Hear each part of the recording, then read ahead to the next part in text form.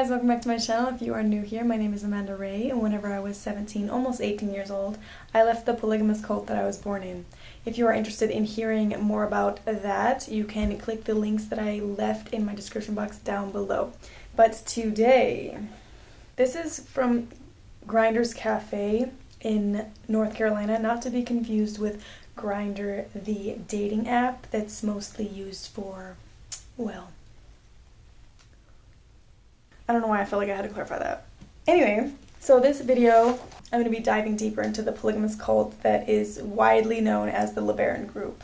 The reason I want to talk about this one specifically is because I feel like no one really talks about this group, and it's like the craziest of all the polygamous groups that I've heard of, and I've heard of them all. I knew a girl, I worked with her at the Order Bank, so my polygamous cult bank that we ran. She worked with me. She was a part of the LeBaron group, and she escaped the LeBaron group and came and joined the Order. And I remember as she was telling me the story, I was like, girl, you just left one cult and joined another one. But I guess in her eyes it was probably not as bad in the Order because the LeBaron group, well, let me just get into the story and get into the history of this group because it's a doozy.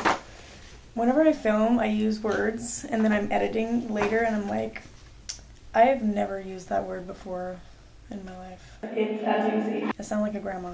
Anyway, as you all know, if you're familiar with polygamous cults, they all stemmed from, at least all the ones that are like Utah-based. The Mormon Church, the LDS Church, they abolished polygamy, I guess, in 1890. So in 1890, the Mormons were like, hey, we're not living polygamy anymore. So there was all these polygamists that had all of these kids and wives that they didn't want to just abandon. I'm always curious, like, did some of them just abandon them? Like, did some of the polygamists just be like, I choose you? Or like, eeny, meeny, miny, moe. I bet you some of them were like, oh, thank God. Because it's hard. Polygamy is hard. Polygamy was abolished in 1890. All of these polygamists, they wanted to keep continuing polygamy. So they decide to, this is what I believe happened. I'm pretty like 99% sure this happened. All the polygamists got together and like it was kind of like a polygamous community of all of these people who were like outcasts from the Mormon Church because they're still living polygamy. And it's like now illegal, right? They all get together and they are trying to figure out what to do now. They all believe that the LDS Church is wrong, obviously, because they believe in polygamy still, and they believe that those are the true teachings of God, is polygamy to get into the celestial kingdom, blah, blah, blah. And they're all, I'm sure, believing in different things in, like, the Doctrine and Covenants in the Book of Mormon. So they're all probably, like, bickering on who should be the leader. Maybe at one point they all could work it out, and, like, they were working as a church together. But I don't think that that lasted long because there was probably a lot of men that saw potential in power or believed themselves that God gave them the keys to the kingdom and now they're the new prophet. Eventually, there is a family known as the LeBaron family. They decide that they're going to go move to Mexico and continue living polygamy. Polygamy? No, polygamy. Oh, I didn't check the lighting. This lighting looks ugly. Does that look bad? Hello? Are you there? The LeBarons decided to go down to Mexico in 1924. The LeBarons have their own polygamous group known as the Church of the Firstborn. Their followers are known as Lambs of God. I don't know why they chose Mexico, maybe just because it was the closest. The leader eventually dies, and his son takes over the group. His name is Joel LeBaron. So the son, Joel LeBaron, takes over the group after his father dies. There's another son, who's Joel's brother, named Ervil LeBaron. One sick Ervil was very, I feel like troubled is the best word to say. I think he was very jealous of his brother. This is just my opinion. Because his father gave the whole church to Joel and not him. But Ervil starts his own. I'm kind of confused if it was like Ervil trying to run the religion with Joel and they fought about it, or if Ervil just went out and like said, oh, well, I'm a leader, and then a lot of the followers followed him. I'm not 100% sure. Now, Ervil's core belief that he preaches is the blood atonement. If you guys don't know what the blood atonement is, I briefly mentioned it before. There's somewhere in either the Bible, Book of Mormon, Doctrine and Covenants, Pearl of Great Price, I don't know where it's at, but it talks about the blood atonement. And the blood atonement is basically if someone is disobeying God, you can kill them to save them from sinning. So it's like, I don't know, let's say you're gonna go rob a bank. I can kill you before you do it, and you'll still go to heaven because I saved you from sinning. So I am the good person because I went through all that trouble to kill you so that you would not sin and disobey God. So it's really a good thing to do. Okay. Yeah. People believed that. A lot of people, actually. Cults, the LeBaron cult, I'm just going to keep calling it the LeBaron group because that's what I knew it as when I was young in the cult that I was in. I knew it as the LeBaron group, so I'm going to call it that. It wasn't a huge group, but it did grow to like around 1,000 or a few thousand members. Anyway, time passes. In 1951, Ervil decides to kill his own brother Joel because he believes that Joel is not preaching the true gospel, the true doctrines. He basically entices Joel to meet up with him, gets Joel to come over, and he beats his brother and shoots him and kills him. Ervil is not known to do his own dirty work, though. I think that's like one of the only cases of murders, of these murders, that he actually did himself. Because think about it. Ervil has the roughly 13 wives, a lot of them are underage, and then like 50 kids. So if you have that many people, and you can get them to do your dirty work, why not? He tells people that Joel had to die because God wanted him to die because he was teaching the wrong gospel and leading members astray. If you're preaching anything that's against what Ervil believes in, you are dead to him. He will kill you. Did I make that clear? He's going to kill you, okay? Yeah. In Ervil's lifetime, he has at least 25 people killed in the name of God.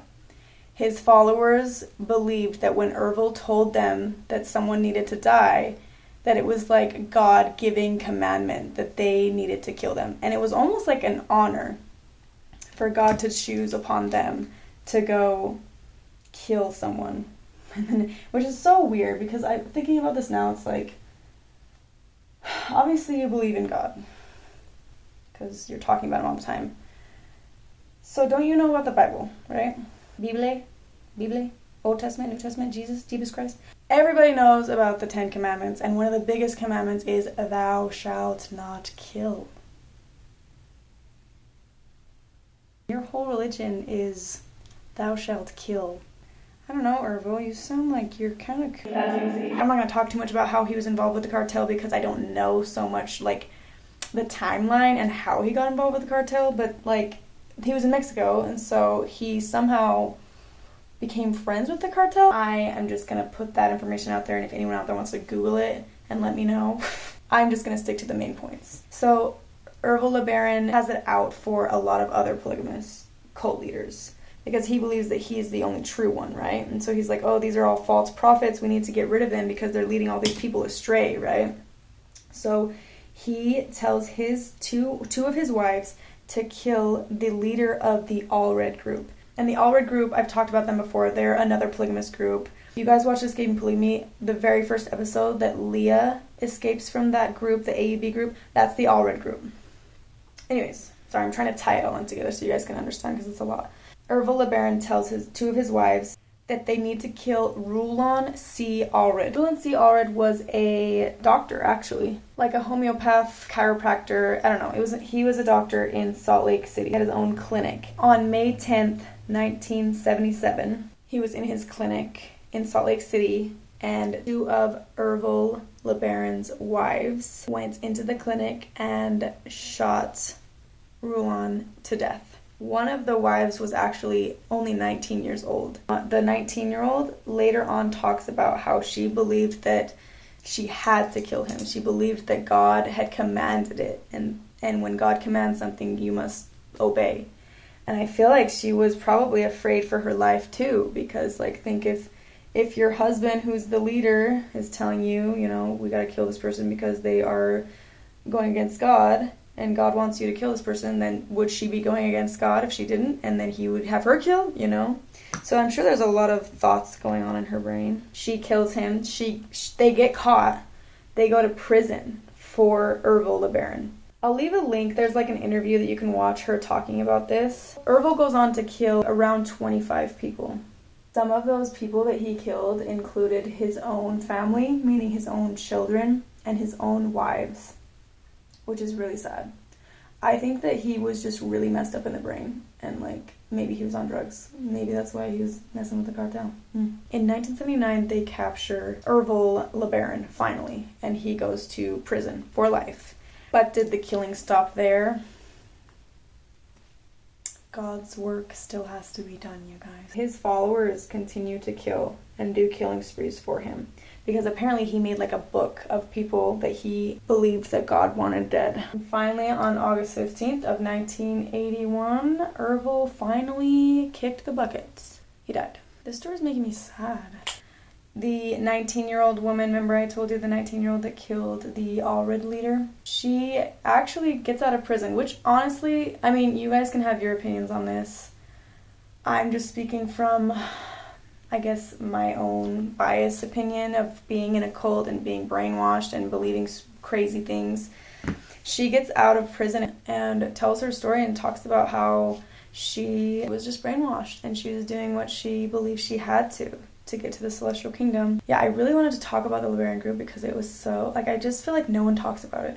Actually, when I was on the show a few years back, there was someone from the LeBaron group in Mexico that was calling and asking for help. It's like such a sketchy cult that we couldn't really help them because we would have had to go to Mexico into their area, and that's just something that's like way too over our heads. Plus, what if the person calling was a fake and we get there and it's like, you know, do I have to explain it? Like, that's like so scary.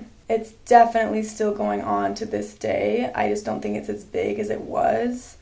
And I don't know if they're still like doing the whole blood atonement thing because I don't know anyone currently in the group.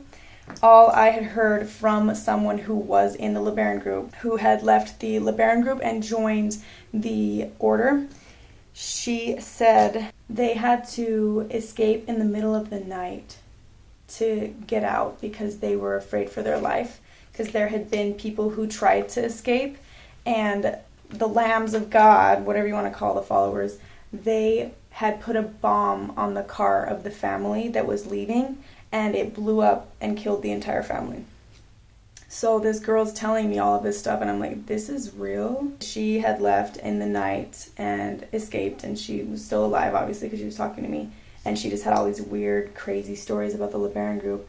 And she was so, like, happy to be in the order. She was honestly such a happy person. I didn't mind working with her. She was really nice. But I just kept thinking, like, girl, you just left one cult and came to another one. Like, it's not like right here I'm about to leave. But she's still in the order this day. I also knew, or still know, and talked to the granddaughter of Rena Chynoweth, the one who got killed by LeBaron's wife. That one, the leader. Remember? The leader with the chiropractor. I am still friends with the granddaughter of Rena. And I heard that story straight from her mouth. I'm not done with my whole outfit. Let me get the finishing piece to my outfit. It's just the septum piercing. I am Prudence from... It's 2 a.m. Can you tell my brain is like just having a fart? I'm Prudence Blackwood from Sabrina the Teenage Witch. I'm a witch. A villain, if you will. Prudence, I presume. This is just like an earring from my ear. I just like shoved it in my nose. Probably shouldn't do this. Anyways, that is the story of the LeBaron group. It's, as you see, I usually do like stories about my cult personally, like my creepy stories from my cult, but technically, like, I knew people that were involved in that cult and they joined my cult, so it was kind of a part of my life as a child. Like, I had heard about it a lot. That's the story about the LeBaron group. Let me know your opinions and thoughts in the comments down below. Hope you guys have a spooky October, and I will see you in the next video. Bye.